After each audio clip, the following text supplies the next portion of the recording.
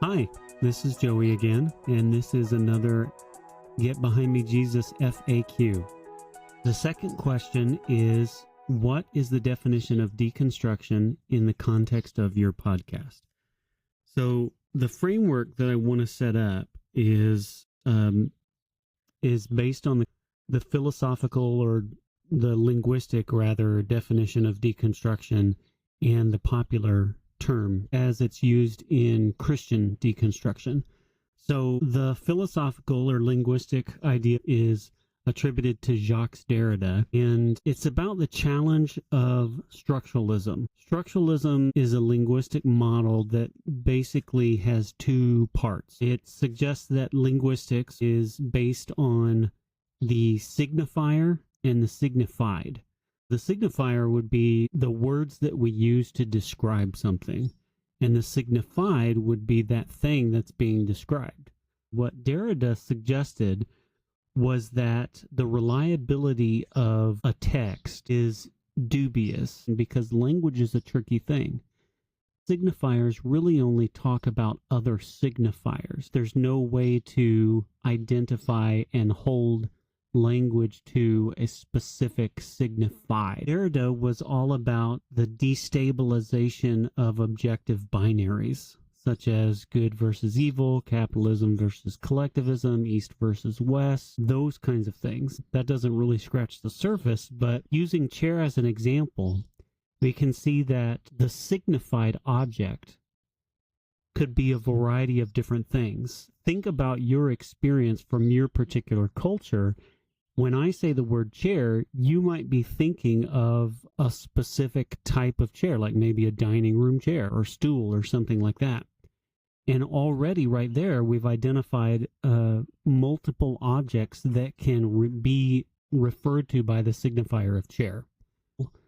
But imagine in other cultures, or even within our own culture, other unique experiences that people have where the word chair could actually be used to signify a rock, a tree stump. If I wrote the word chair, if I used that in writing, there'd be no way to identify what kind of chair or what I'm actually referring to. This is what Derrida was reacting to, that words are disassociated signifiers that are dependent on context.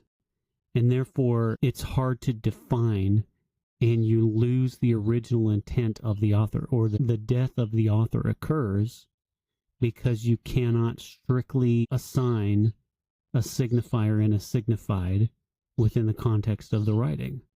And what this did was it allowed for marginalized ideas to be contemplated. So in other words, the idea that a rock or that a tree stump could be considered a chair, this is something that allows for those ideas to flow into the narrative and to be part of the discussion. Since signifiers are constantly referring to other signifiers, it's possible that a person can interpret signifiers in a unique way. That's philosophical linguistic deconstruction. I believe that popular Christian deconstruction is actually tied to Derrida's deconstruction in significant ways, because Christian deconstruction or religious deconstruction or spiritual deconstruction has to do with rejecting a certain theology or certain ideology, questioning those things in the same way that allowed marginalized ideas to be considered, thinking outside the box, thinking outside the normal boundaries of things. This is deconstruction. And as much as Derrida is responsible for philosophical deconstruction, I think that one of the key scholars that is responsible for the idea of spiritual deconstruction is Phyllis Tickle.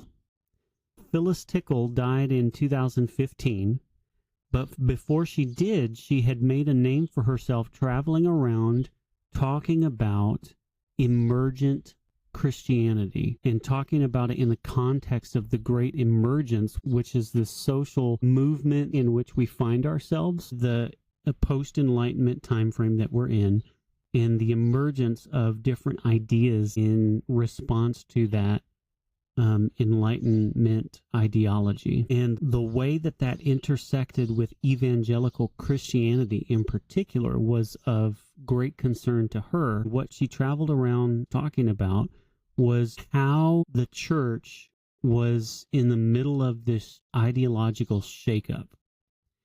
Essentially, what she was talking about before it became popular and before people started using the word was deconstruction. In her book, The Great Emergence, What Christianity is Becoming, she talked about this concept of re-examining a chord of meaning. So if meaning could be a braided cord with multiple strands, those strands represent knowledge, experience, reason, tradition, those kind of things. So if you're familiar with the term Wesleyan quadrilateral, think of the way that we process truth has to do with scripture, reason, tradition, and experience. If all of those things were braided together in this cord of knowledge, imagine yourself undoing that braided cord and examining each of those individual strands and then braiding the cord back together again. This is the process that Phyllis described in terms of re-examining our faith, re-evaluating in light of our experiences what we think we know about something. The idea is that what keeps us tethered, what we use to anchor ourselves, is something that's multifaceted and has various aspects of it that intertwine together to make that knowledge meaningful. And one of the ways that it's meaningful to us is whether or not it has practical implications. So when we talk about deconstruction in this podcast, that's the framework that I'm using, this idea of philosophical or linguistic deconstruction that would cause us to doubt and re-examine what we know about something. We build on those ideas because that is an Enlightenment idea that has infused itself into our experience and our reasoning. And as a Western culture, these are the ideas that we have attempted to incorporate into our faith journey. And that was what Phyllis Tickle talked about. The ideas of the Enlightenment being filtered into our experience, specifically our experience as evangelical Christians. What she suggested was that progressive Christianity was something that had already developed in response to the Great Emergence. The idea of incorporating Enlightenment thinking into traditional Christian beliefs, that was progressive Christianity. So that's the answer to the question. And the answer to the question beyond the question, what do we do with that, or where do we go from here? That's what I think this podcast is all about. That's what I would like to discuss with my guests, and that's what I would like to bring to you, the listener. The idea that progressive Christianity has already emerged as a response to the Great Emergence. I guess I have questions, I have concerns. Is that what we're already stuck with? Is it what it will be forever and always? Or is there still opportunity for progressive Christianity and progressive spirituality to develop? Because conservative evangelical religion is really good at developing community. It's really easy to find people.